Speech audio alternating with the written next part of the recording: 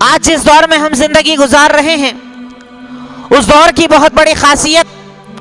کہ اللہ رب العالمین نے اپنے عذاب کے سارے دروازے ہم لوگوں پر کھول دیے ہیں۔ کہیں بیماری کا عذاب، کہیں بارش کا عذاب، کہیں طوفان کا عذاب، کہیں چوہوں کا عذاب، الگ الگ قسم کے وہ عذاب جو الگ الگ قوموں پر آیا کرتے تھے اس امت پر ایک ساتھ الگ الگ حصوں میں آج جاری و ساری ہے۔ قریبی میں ہم نے دیکھا کہ ایک بیماری کی وجہ سے اللہ رب العالمین نے پہلے ہمیں گھروں میں قید کیا، کاروبار برباد ہو گئے، مہنگائی بڑھ گئی، پریشانیوں کا انتہائی زیادہ شدت کا عالم کہ ہم عبادت گاہوں تک سے دور کر دیے گئے۔ اس کے بعد اللہ رب العالمین نے طوفان کا عذاب بھیجا۔ الگ الگ ساحلی علاقہ پر جب یہ طوفان آئے تو طوفان نے سیلاب کی شکل دی اور گھر برباد ہو گئے۔ قریبی میں ہم نے 2-4 دنوں میں دیکھا بارش کا عذاب، فصلیں کھڑی ہوئی ہیں، فصلوں کے کٹنے کا وقت ہے، کئی علاقوں میں الگ الگ فصلیں اس وقت اس تیاری پر ہے کہ گرمی آ جائے تو فصلیں اچھی ہو جائیں۔ اس دور میں اللہ رب العالمین نے بارش کو نازل کر دیا، کئی علاقوں کی پوری فصلیں خراب ہو گئی، برباد ہو گئی۔ یہ سب چیزیں اللہ رب العالمین کا عذاب ہے، وہ عذاب کے جس کے بارے میں اللہ رب العالمین قرآن کریم میں ارشاد فرماتا ہے اولا یرون انہم یفتنون فی کل عام مرتان و مرتین ثم لا یتوبون ولا هم یذکرون۔ کیا یہ لوگ نہیں دیکھتے کہ اللہ رب العالمین انہیں سال میں 1 یا 2 مرتبہ عذاب دیتا ہے، اور یہ فتنے، یہ عذاب اس لیے آتے ہیں کہ تم اللہ کی طرف لوٹو، یذکرون، تاکہ تم اللہ تعالیٰ کو یاد کرو، توبہ کرو، استغفار کرو۔ رب العالمین اس لیے ان عذابوں کو نازل کرتا ہے۔ اگر میں عذابوں کی بات کروں، اگر میں قیامت کی نشانیوں کی بات کروں، اگر آج موجودہ حالات کی بات کروں تو کون سا اللہ تعالیٰ کا عذاب ہمارے اوپر نہیں ہے؟ ایک اللہ تعالیٰ کا بہت بڑا عذاب اس شکل میں کہ آج علماء کا انتقال ہو رہا ہے، ایک کے بعد ایک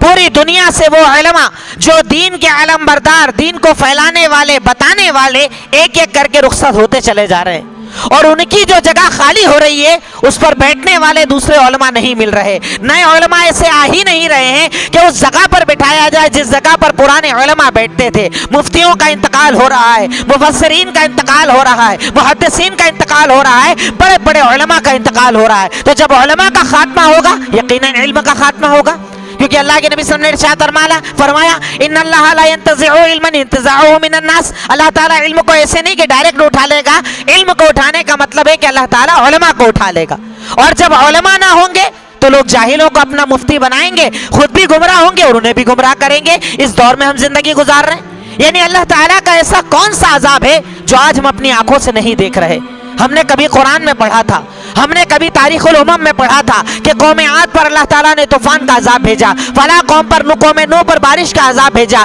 ان پر بیماریوں کا عذاب بھیجا، اس پر یہ، اس پر وہ، الگ الگ عذابوں کو ہم نے سنا تھا۔ میں کہتا ہوں کہ اگر اللہ کے نبی صلی اللہ علیہ وسلم کی وہ دعا نہ ہوتی کہ اللہ تعالیٰ میری پوری امت کو ایک ساتھ ہلاک مت کرنا، تو یہ عذاب ہم سب کو ہلاک کر دیتے۔ یہ میرے اور آپ کے نبی کی دعا ہے کہ اللہ تعالیٰ ہماری حفاظت کر رہا ہے۔